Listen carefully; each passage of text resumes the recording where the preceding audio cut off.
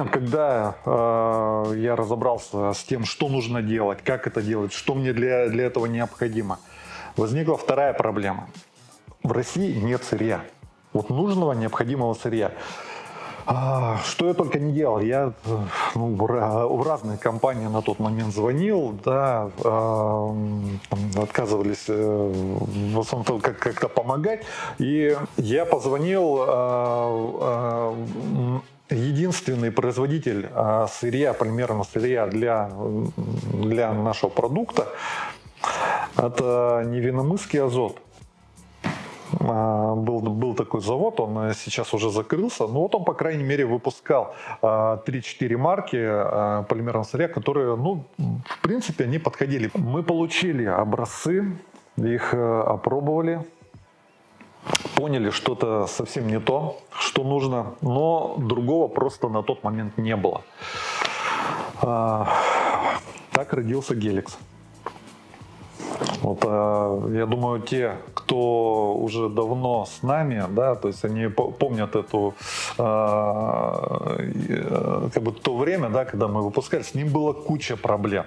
Мы понимали эти проблемы, мы знали, что он очень слабо себя ведет в условиях там повышенной влажности, то, что он взаимодействует, не со всеми латексами, и поэтому шарики там сдувались, но мы не знали, как это, вернее, знали, как это исправить, но у нас, опять же, не было подходящего материала в руках. Только потом, гораздо позже, там, по-моему, года через 2, через 3, вот что-то у нас в России начало появляться. Но, опять же, это все везло из-за границы: Китай, Европа, Америка, Япония. И что самое интересное, вот понимание о том, какой должна быть обработка, у меня было всегда, вообще с самого начала. Когда мы смогли подойти вот хотя бы к этому рубежу, когда мы смогли это сделать, это был 2016 год.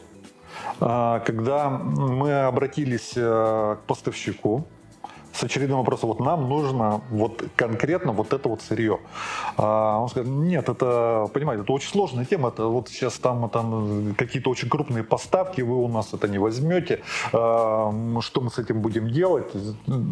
Я месяца 3-4 пытался их уговорить на то, чтобы мне привезли это сырье. Нет, не соглашался. Я позвонил на завод-производитель. Я говорю: вот у вас есть ваш представитель, ваш дистрибьютор здесь в России, они не хотят нам помогать, вернее, у нас с ними классные отношения. Вот именно в этом, вот именно в части поставки этого сырья, вот они не хотят. Проходит недели 2 или 3, меня набирает этот же представитель, говорит: ладно, мы согласны. Но я понял, что они, видимо, как-то между собой поговорили. Мы потом трехсторонне даже обсудили, в каких объемах мы это будем вести. Нам пробно привезли там какой-то объем. Мы сделали из него пробную партию, раздали оформителям. Результат был классный, конечно, да. То есть сказали, это то, что нужно.